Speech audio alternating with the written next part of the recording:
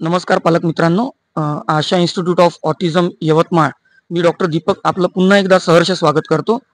आज आपण आलेलो आहोत हेमलकसा येथील लोक बिरादरी प्रकल्प इथे. जसं की आपण सर्व जाणतात, पद्मश्री मॅगसेस अवॉर्ड विनर डॉक्टर प्रकाश आमटेजी आपल्यासोबत आहेत. ज्यांनी हा प्रकल्प 50 वर्ष पूर्ण झालेले आहेत या प्रकल्पाला. आणि इथे जी काही आदिवासी माडिया जमात होती, जे शहरापासून किंवा इतर सर्व सुविधांपासून दूर होते, त्यांच्याकरता इथे भरपूर सुविधा त्यांनी उपलब्ध करून दिलेल्या आहेत. चला तर आपण दिलखुलासमध्ये त्यांच्याशी गप्पा करूया. डॉक्टर प्रकाश आमटे सर आपल्यासोबत आहेत. तुमचं सर्वप्रथम स्वागत सर आशा इन्स्टिट्यूट तर्फे. नमस्कार. मी तर काही तुमचा इंटरव्ह्यू घेण्याच्या पात्र नाहीये सर. ऍक्च्युली मी इथे आलेलो होतो हा प्रकल्प बघण्याकरता आणि तुम्हाला भेटण्याकरता. तुम्हाला भेटणंच हे आमच्याकरता मोटिवेशन आहे. पण मी जो काम करतो तिथे आम्ही बघतो की बरेच वेळा पॅरेंटिंग हा खूप महत्वाचा असतो.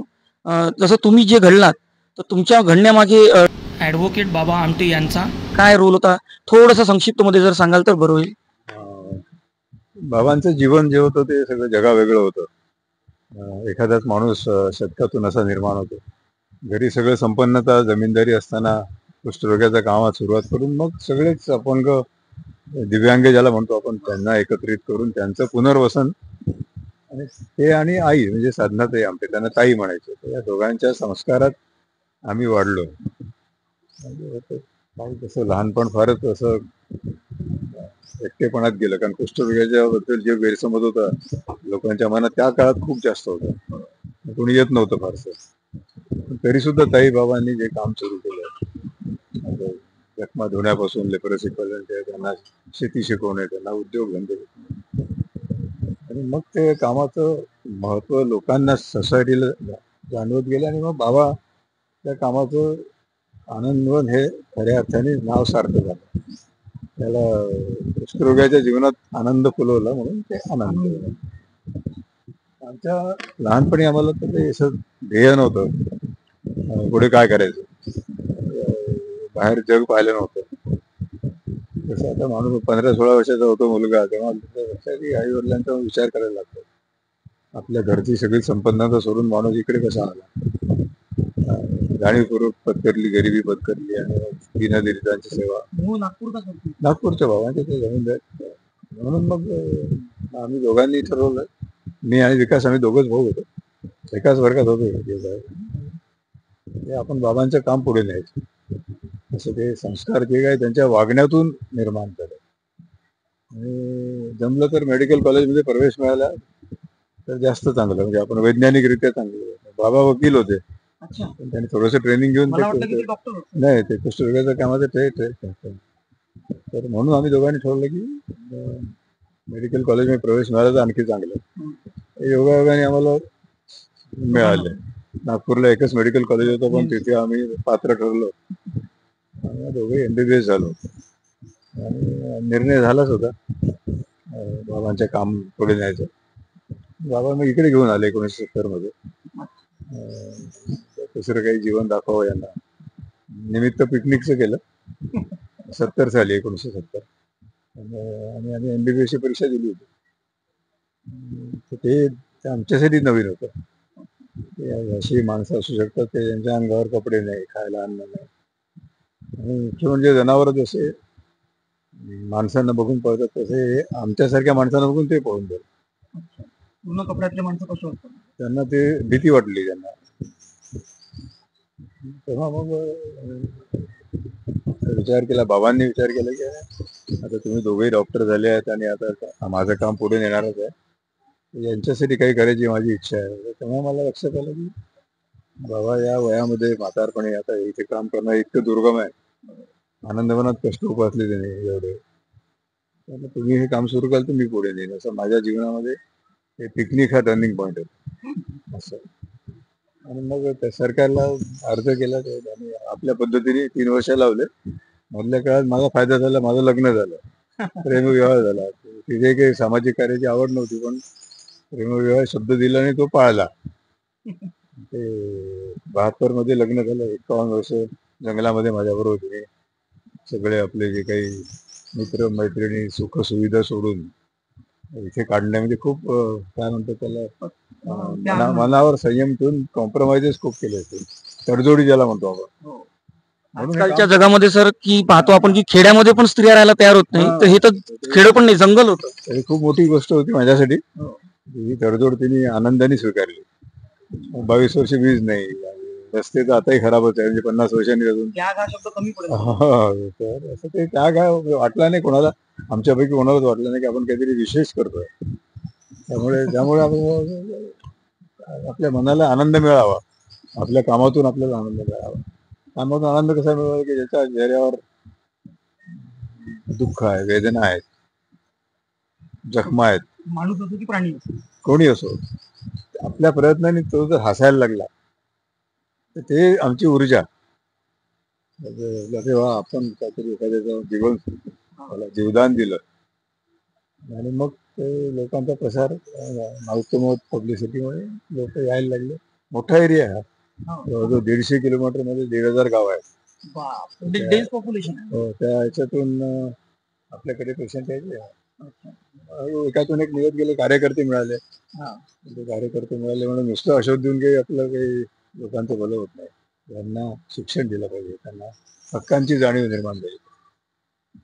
मग ते 76 साली शाळा सुरू केली. तो सुरुवातीला त्रास होतो, पण एकदा लोकांनी ऍक्सेप्ट केलं तर अनेक लोक डॉक्टर झाले, वकील झाले. म्हणजे ते एक एवढं मोठं समाधान आहे की जसं शिक्षण अजिबात नव्हतं, आपण संधी दिली. आणि हे आमचं हे कसं आहे की आता 1000 लोकांची फॅमिली आहे. त्यांना मिळावी खूप मोठं. तो पहिला डॉक्टर ज्याला घरामध्ये शिक्षण शून्य, संधी आपण दिली, मेहनत त्याने केली. आमच्याच कॉलेजमधून तो आमच्यापेक्षा जास्त शिकलाय. तो गायनेकॉलॉजिस्ट, MD गायनेकॉलॉजिस्ट. तर अशा उदाहरणं बघितली की आपलं जीवन किती सार्थक आहे. काही ठरवलं काही नव्हतं, अपेक्षा काही नाही, पण हे जे रिझल्ट बघितले की वाटतं त्याला आपण निमित्त मात्र ठरलो, हे तरी खूप मोठी गोष्ट आहे. तर बाबा आमटेंनी तुम्हाला घडवलं, पण आता तुम्ही पण पालक झालात, आता पुढली पिढी तुम्ही घडवतात, तर तुम्ही काही विशेष प्रयत्न केले की तुम्हाला वाटतं की कृतीमधूनच हे सगळं घडत गेलं? कृतीमुळे घडवणं हा शब्द चुकीचा आहे. घडले, दोन मध्ये फरक आहे. आपण त्यांची मुलं इथेच वाढले, आमच्या आदिवासींच्या शाळेतच शिकले. अच्छा. त्यांच्यामुळे त्यांचं ते या एरियाबद्दल त्यांना आकर्षण आहे. शिक्षणात पुढे त्रास झाला कारण कॉम्पिटिशन माहिती नव्हती, ओपन मध्ये त्यांना ऍडमिशन नव्हती मिळाली. पण समाजाने हेल्प केली, मोठा मुलगा डॉक्टर झाला. जसं डॉक्टर झाला तो शहरात राहून त्याला असं वाटलं की आपण इथे काय रमू शकत नाही, आपण आपल्या आई बाबांना सहभाग होऊ. बाबांना खूप असा आनंद झाला की आपलं नातू पण आपल्या हयातीमध्ये इथे येऊ, वापस येऊन काम करतोय. असं घडत गेलं. त्याच्यात विशेष प्रयत्न नाही केले आम्ही, विशेष काम केलं. ज्या पद्धतीने काम केलं त्याचा परिणाम त्यांच्यावर झाला. संस्कार असे सांगून होत नाही, तू हे करू नको ते करू नको. जसं सगळ्यात महत्वाचं म्हणजे उक्ती आणि कृती, म्हणजे तुम्ही काय बोलता आणि प्रत्यक्षात काय करता याच्यामध्ये विसंगती नको. लोक सांगे ब्रह्मज्ञान, स्टेजवरून भाषण करताय काय तुम्ही इंग्लिश मिडियम मध्ये पाठवू नका, मराठी. आपले मुलं सगळे परदेशात किंवा असं होऊ नये. ते मुलांना ते बघतात, ते आई वडील ते त्यावेळेला आधी वडील आदर्श असतात. ते तिकडे काय बोलतात, घरी कसे वागतात ते ऑब्झर्व करतात.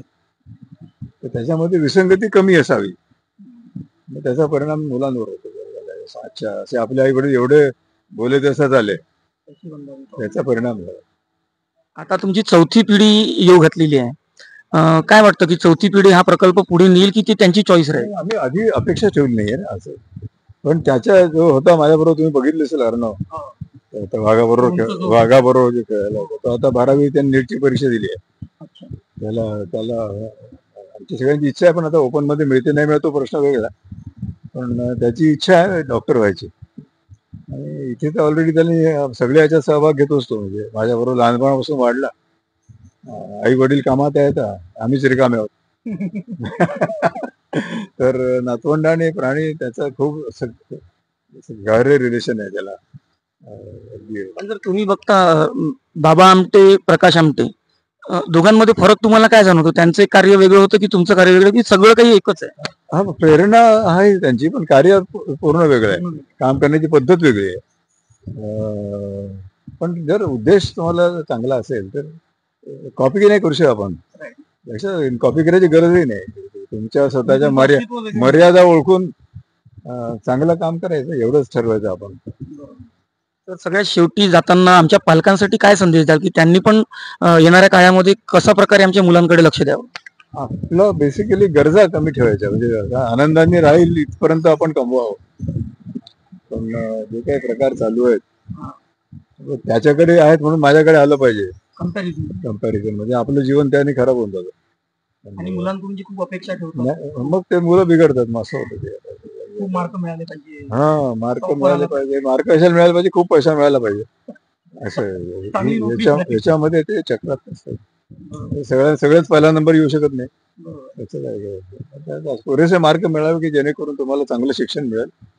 आणि मग समाजात एवढा मोठा आहे आपला भारत देश, आता 140 कोटीचा आहे, पण अजूनही लाजीरवाणा आहे की त्यातले 30% बिलो पॉव्हर्टी लेवल आहे असं सरकारच सांगतं.